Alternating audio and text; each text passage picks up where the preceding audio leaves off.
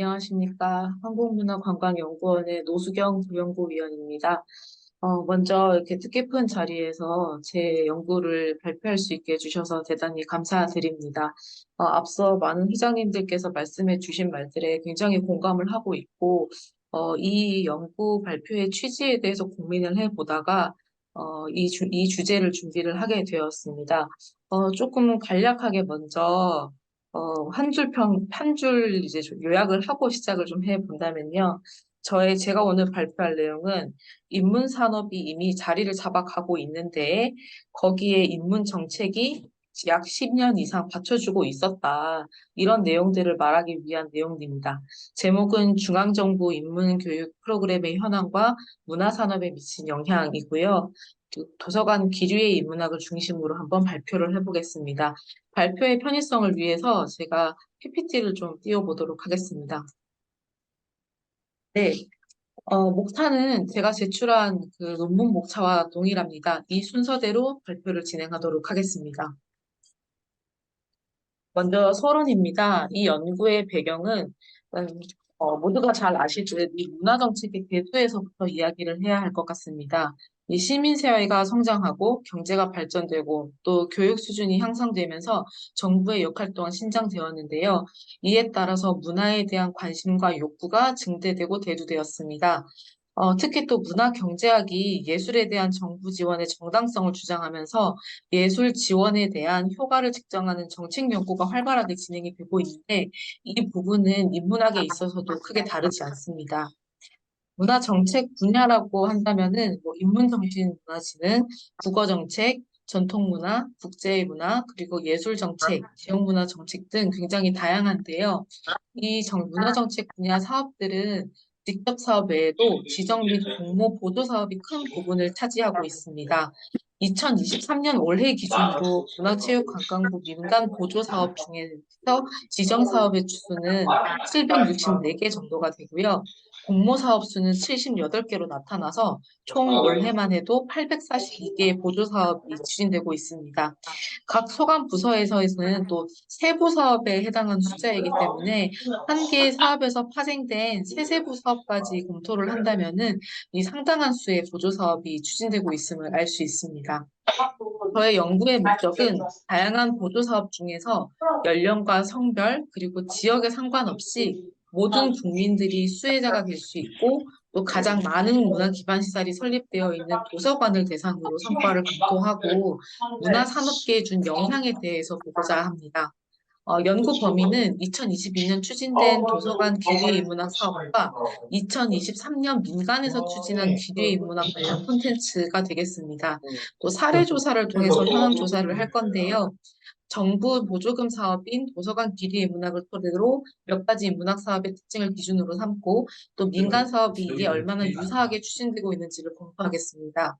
그리고 인문정신지능 사업의 변화와 이에 따른 도서관 기뢰 인문학 사업의 성과, 그리고 민간 문화 사업에 영향을 준 것으로 사료되는 사업 또는 프로그램들을 한번 살펴봐 보도록 하겠습니다. 2장입니다. 인문정신문화 정책의 변화 부분입니다. 먼저 인문학 전체의 근거입니다. 인문학은 인간에 대해서 연구하는 학문으로서 인문정신문화진흥 사업의 기대 목적 또한 이 가치에 기반을 하고 있습니다. 인문학의 역할은 인간에 대해 이해하고 타인에 대해서 또 이해하고 사회와 공동체에 대해서 이해하며 나에 대한 이해와 세계심 및 의식까지 갖는 것을 의미하는데요. 이 인문학 및 인문정신문화 정책에서는 지능에 관한 법률이 2016년부터 시행되면서 문화체육관광부와 교육부가 공동으로 인문학 및 인문정신문화진흥 심의를 구성하여서 법적으로 많은 정책들을 수행하고 있습니다. 최초의 법적 계획이자 이제 범정부 종합계획인 인문학 및 인문정신문화진흥 기본계획을 수립한 것으로 이 정책이 시작되었다라고 볼 수 있겠습니다. 다음으로는 법정 계획의 현황입니다. 인문학 및 인문정신문화진흥 기본계획인데요. 1차 계획 때는 2017년에 수립이 되어서 5년간 수행이 되었습니다. 이때의 비전은 국민의 정서와 지혜를 풍요롭게 해서 삶의 질을 향상하는 것이었고, 2022년부터 시행되었던 2차 계획을 보시면 인문으로 행복한 개인, 품격 있는 공동체를 실현하는 것으로 되어 있습니다. 즉, 1차 때의 문화 민주화적인 성격이 좀 더 강했다면은 2차 때에는 문화 민주주의적인 성격이 좀 더 많이 보인다라고도 해석할 수 있겠습니다. 다음으로는 현재 진행 중인 인문정신문화 사업 추진 현황이 되겠습니다. 지금 2023년 기준으로 문화체육관광부 기준 총 4개 분야의 인문정신문화 사업을 추진하고 있고 사업 개수는 총 11개입니다. 이 4개를 구분을 먼저 하자면 문화 기반 시설 를 기반으로 한 입문 프로그램 운영인데요. 먼저 이 파트를 먼저 설명드리면 도서관 기류 인문학이 대표적이고요. 다음으로 도서관 지혜학교, 또 박물관 기류의 인문학, 생활문화시설 기류의 인문학 이렇게 4가지가 주요 사업이 되겠습니다. 각 사업들은 도서관 또는 이런 시설에서 인문 가치를 체험할 수 있는 입문 프로그램을 운영해서 국민 인문 향유 기회를 확대하고 생활 속에서 인문 정신 문화 가치를 확산하는 것입니다. 그 사업 대상은 각 문화 시설에 따라서 조금씩 다르지만 전반적으로 전 국민 누구나 참여할 수 있다는 특징을 가지고 있습니다. 다음으로는 취약계층 인문문화 향유 지원 사업이 되겠습니다. 우리같이 인문 동행 사업 같은 경우에는 코로나19 이후에 우울감이 깊어진 국민에게 위로와 치유를 제공하는 사업이었는데요. 이 뭐 간호사라던가 의료 분야에 종사하시는 분들, 그리고 저소득층이라던가 노인, 한부모 가정, 이주민 같이 좀 도움이 필요한 분들을 대상으로 진행하는 사업이었다라고 볼 수 있겠습니다. 또 청소년 인문문화 프로그램은 취약계층 청소년을 대상으로 인문문화 프로그램 지원을 통해서 인문 소양 향상과 인문정신 문화 확산을 냈고요. 중장년 청춘 문화 공간은 중장년의 활력 제고를 위해서 시행한 사업입니다. 인문소통 강화의 주요 사업인 인생 나눔 교실이라는 사업이 있습니다. 이 사업은 멘토와 멘티 그룹으로 나누어서 진행이 되는데요. 멘토 봉사단은 인문적인 소양을 갖춘 중장년 세대 중에서 사회 공헌에 관심이 있는 희망자를 선별을 해서 이제 활동을 하도록 하는 거고, 멘티 그룹은 청년 중에서 또 그리고 아동과 청소년 중에서 복지시설과 연계를 해서 선정을 합니다. 즉, 중장년 세대의 인생 경험을 지금 자라나는 청년들에게 같이 공유를 하면서 세대 간 갈등을 해소하고 또 공동체 통합에 기여하고 있는 그런 사업입니다. 인문가치 확산을 통한 사회적 연결입니다. 이 사업은 이제 온라인 플랫폼 사업이라고 생각하시면 편리할 것 같습니다. 인문 360이라고 해서요. 인문정신문화 온라인 서비스를 통해 다양한 맞춤형 인문 콘텐츠를 제공하고 있는 서비스가 진행되고 있고 또 디지털 인문 뉴딜이라고 해서 이 지역 인문 콘텐츠 발굴과 활성화 그리고 인문 사업 운영 학습 지원을 위한 인문 가치 확산을 위한 플랫폼이 현재 운영이 되고 있습니다. 3장입니다. 도서관 기리의 인문학 사업 현황과 성과입니다. 먼저 제가 도서관 기리의 인문학 사업을 선택한 이유는 가장 오랫동안 인문정신 문화 대표 사업으로서 진흥에 기여하고 있었기 때문입니다. 이 도서관 서비스와 그래서 도서관 서비스와 기리의 인문학의 이 연관성에 대해서 또 놓치지 않고 들여다보는 것이 이 사업을 이해하는 데 더 도움이 될 것 같습니다. 먼저 시기별로 도서관 정책의 기반의 변화를 짧게 본다면은 1990년에 정부 개편으로 문화부가 신설이 되면서 도서관 진흥 정책의 적극적인 추진을 원하는 도서관계의 요구가 있었습니다. 그리고 1991년에 도서관 정책 업무가 문화부로 이관이 되면서 어문출판국의 도서관 정책과를 신설하여 업무를 분장하고 국가 차원에서 도서관 정책 업무를 수행하게 됩니다. 또 시간이 흘러 2007년에 대통령 소속의 도서관정보정책위원회가 신설되면서 이 위원회에서 도서관법 제12조에 의거해서 도서관 발전 종합계획을 수립할 수 있는 이러한 근거를 마련했습니다. 이제 도서관 기류의 인문학 사업이 제1차부터 3차까지의 도서관 종합계획 비전 목표 추진 전략과도 무관하지 않음을 말씀드리고 싶은데요. 이제 제1차 때는 선진 인류 국가를 선도하는 도서관이라는 비전으로 이제 도서관 서비스를 선진화하겠다라는 목표로 이제 사업이 기본 계획이 추진이 되었었고, 2차 때에는 행복한 삶과 미래를 창조하는 도서관이라고 해서 누구나 지식 정보 서비스를 누리는 국민 행복 구현을 목표로 삼았습니다. 3차에서는 우리 삶을 바꾸는 도서관이라고 해서 개인한테 좀 더 집중하는 계획이 나왔는데요. 즉, 국가, 국민의 행복, 그리고 개인, 이런 식으로 지금 발전하는 양상을 볼 수 있습니다. 그리고 현재로서는 제4차 도서관 종합계획이 수립되고 있는 과정에 있습니다. 그래서 도서관 기뢰 인문학에 대해서 좀 더 깊게 살펴보면 박근혜 정부의 국정지표인 문화융성과 창조경제 실현을 위해서 이 인문정신 문화진흥의 주요 과제로 국립중앙도서관의 사업을 확대하는 것으로 시작되었다라고 할 수 있습니다. 다만 그 국립중앙도서관에서 기뢰 인문학을 문체부가 시작하기 이전부터 이미 시작을 하고 있었는데요. 당시에는 국립중앙도서관과 조선일보 그리고 교보문고가 공동 주최를 하는 그런 프로그램이었습니다.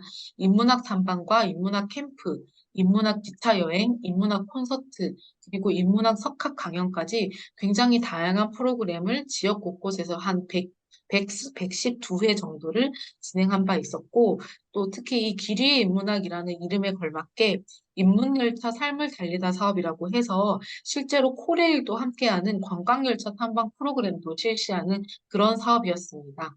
그 당시에서도 현대의 경쟁사회 일상 속에서 국민들이 지적이고 예술적이고 문화적인 역량이 기본이 되는 인문학을 다양하게 경험해서 삶의 해안과 철학을 진지학한 그런 문화운동으로 시작했다라고 볼 수 있겠습니다.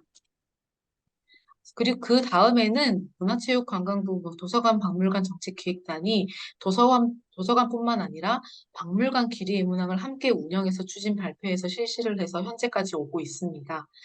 그 당시 2013년, 10년, 딱 10년이 되었는데요. 당시의 사업 목적을 보면은 국민의 인문학적 상상력을 자극하고 창조 경제와 국민의 삶의 가치 향상을 위한 창의력과 상상력 개발 토대를 마련하겠다라는 것이 목적이었습니다. 그리고 당시에는 인문학의 위기라는 그런 모습보다는 창조 경제를 위한 삶의 성찰, 그리고 창의 인재 양성을 위한 인문학 가치 확산 분위기가 있었기 때문에 현재와는 조금 사뭇 다른 분위기였다라는 것을 알 수 있습니다. 이 포스터는 올해 이제 기리의 인문학이 어떻게 추진되고 있는지 보여주는 포스터입니다.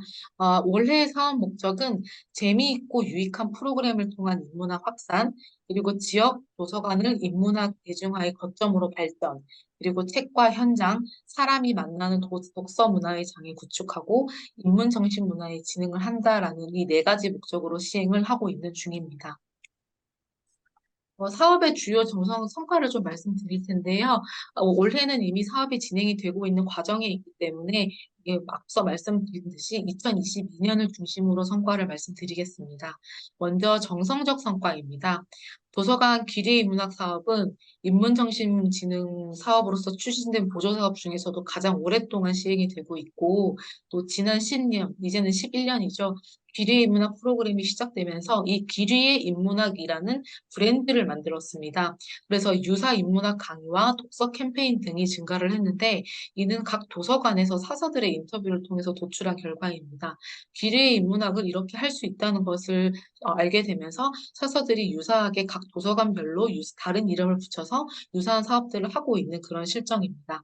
또 기뢰의 문학 브랜드로 박물관, 생활문화시설, 여행지 기뢰의 문학들이 시행을 하고 있고 또 주어진 프로그램을 문화 기반 시설에 싣는 방식이 아니라 사업 담당자인 사서가 직접 그 사업을 기획하고 홍보해서 강사 섭외부터 탐방까지 관리해야 된다는 점이 이 전문 인력들의 역량 강화에도 꽤 많은 영향을 주었다라고 볼 수 있겠습니다. 그리고 앞서 말씀드린 제1, 2차 인문정신문화진흥 기본 계획에 따른 사회적 역할을 수행하는 대표적인 사업으로서도 기능하였습니다. 주요 정량적 성과는요, 2022년 기준 약 300개 프로그램을 수행을 했고, 누적 강연이 약 4,000개가 됩니다. 누적 참여 인원이 지금 10만 7천여 명이고, 2023년 현재에도 320개 프로그램이 추진 중이기 때문에 작년보다 더 많은 누적 강연과 참여 인원이 있을 것으로 기대되고 있습니다. 사업별 추진 현황은 참고를 부탁드리고요. 사업의 성과 지표에 대한 이야기를 잠시 드리겠습니다. 본 사업의 성과는 주제 및 실적에서 주제 내용의 적절성, 그리고 도서관별 고유성도 반영을 하고요. 지역사회와 수요를 반영하고 참여도 제고도 봅니다. 또 계획 대비 목표 달성도, 특히 계획을 사서가 이제 수립을 했기 때문에 여기에 대한 달성도도 정량 지표로서 확인을 하고 있습니다. 진행과 모니터링 결과에서는 도서관의 수행 의지와 홍보의 적절성, 현장 평가 결과 등이 들어가고 효과 및 환류는 이 참여자의 만족도, 그리고 효과의 지속성, 파급효과, 사후 활용 계획 등을 실시하고 있습니다. 또 뭐 본문에 있는 성과가 있으니 여기는 제 본문을 참고해 주시면 감사하겠습니다. 4장입니다. 인문학 관련 민간 문화 산업의 확장 부분입니다. 일단 먼저 문화산업에 대해서 먼저 이야기를 해야겠는데요. 문화산업진흥기본법의 제2조 정의에 근거하면 문화사업은 상품의 기획, 개발, 제작, 생산, 그리고 유통과 소비 등과 이에 관련된 서비스를 하는 다음 각목의 어느 하나에 해당하는 것이 포함되는데, 만약에 도서관 기류의 인문학이 문화산업의 일종으로서 분류를 한다면 다 4과목이 해당될 것으로 보입니다. 다목은 출판, 인쇄, 전기 간행물과 관련된 산업이고요. 사목은 디지털 문화 콘텐츠, 사용자 제작 문화 콘텐츠 및 멀티미디어 문화 콘텐츠의 수집, 가공, 개발, 제작, 생산, 저장, 검색 등과 관련된 산업입니다. 카목은요, 과목부터 차목까지의 규정에 해당하는 문화산업들 중 둘 이상이 혼합된 산업이므로 이제 도서관 기류의 인문학이 문화산업으로 한다면 이 목에 소속이 될 것이라고 사료됩니다. 사업이 정부 보조 사업이 아니라 민간이 수강료를 받고 시행하는 수업일 경우에 이제 문화산업으로서 분명히 인정을 받을 수 있을 것이라고 생각하고요. 인문 프로그램은 법적인 근거를 두고 국민의 삶의 향상과 공동체성 회복에 가장 큰 목적을 두었지만 문화산업은 인문을 매개로 상품을 생산하여 판매하고 수익을 창출하는 데 프로그램의 목적으로서 수강생이 자아를 찾고 삶의 질을 높이는 데 도움을 주고자 한다는 점에서 이제 공공의 사업과의 차별성이 있다고 보입니다.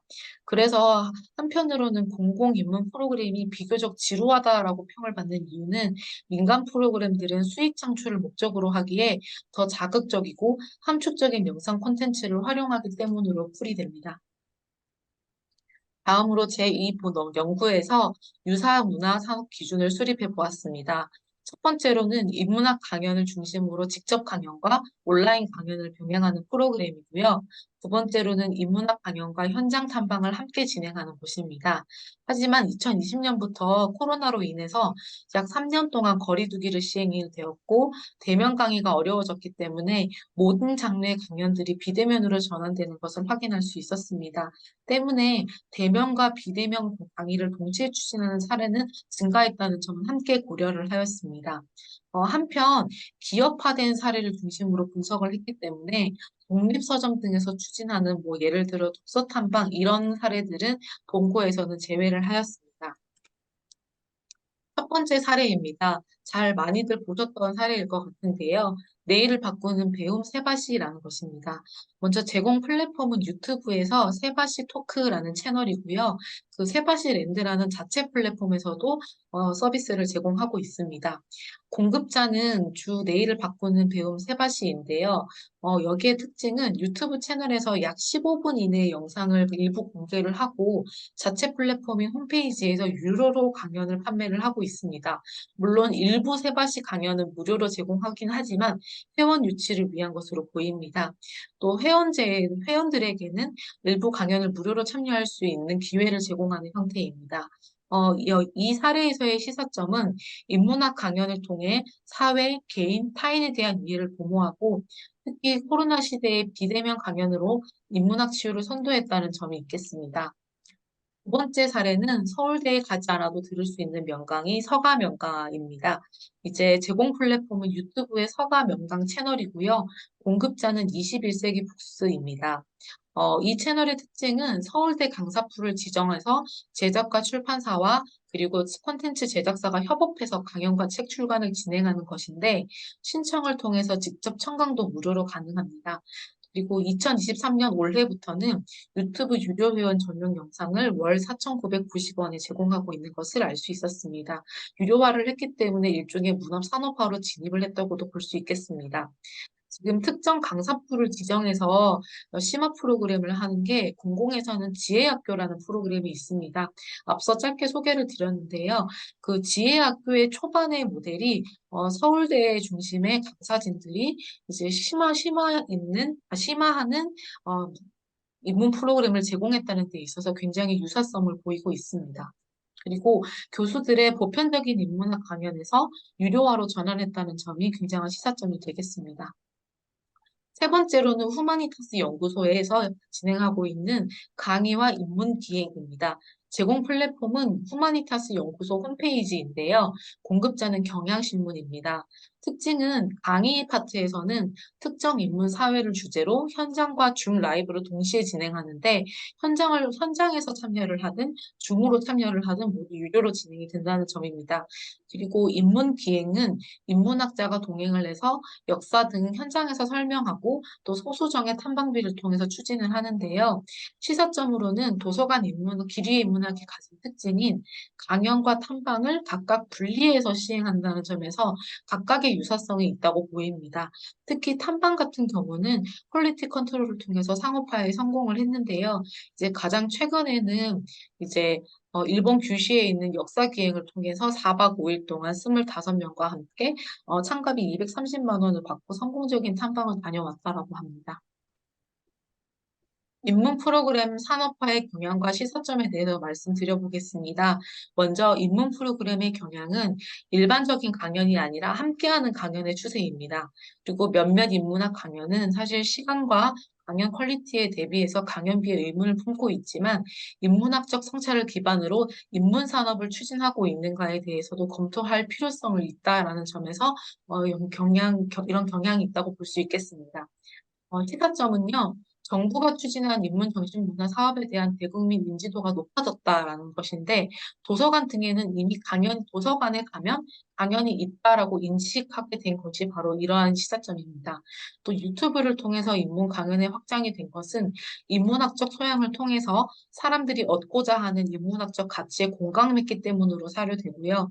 출판사 등에서 신작 발간 등을 이벤트로 이제 뭐 작가와의 대화 등은 아주 오랫동안 해왔던 관행이지만 직접적으로 작가가 선생님이 되어서 관객들과 대면하고 함께 학습하는 형식의 전환은 출판계에서도 인식의 변화가 있었음을 시사한다고 볼 수 있겠습니다. 인문학계에서는 여전히 인문학의 위기를 이야기합니다. 하지만 참여자들은 이제 인문학적 성찰이 굉장히 자연스러운 인식이 되어있는 것 같습니다. 결론입니다. 이제 인문정신문화 정책은 꾸준히 모니터링과 평가가 되어 왔습니다. 왜냐하면 정부 정책 지원금을 받기 때문인데요. 그러나 민간 시장에 대한 변화와 진화에 대한 모니터링은 없었습니다. 앞으로는 인문과 인문을 기반으로 한 산업의 과정을 그 신규 산업의 관점으로서 보면서 지속적으로 모니터링을 해야 할 필요성이 있습니다. 정책으로서 도서관 기리 인문학은 꾸준히 경제적 효과에 대한 질문을 받아왔습니다. 현재로서도 이 기리 인문학이 경제성이 있느냐라는 질문에 봉착해 있는데요. 인문 성찰에 대한 민간 시장의 성장이 결국은 기리의 인문학의 성과 중에 하나라고 생각을 하고요. 10년이 넘는 이 콩나물시루 정책이 있었기 때문에 이제 민간 시장도 확대가 가능했을 것이라고 보고 있습니다.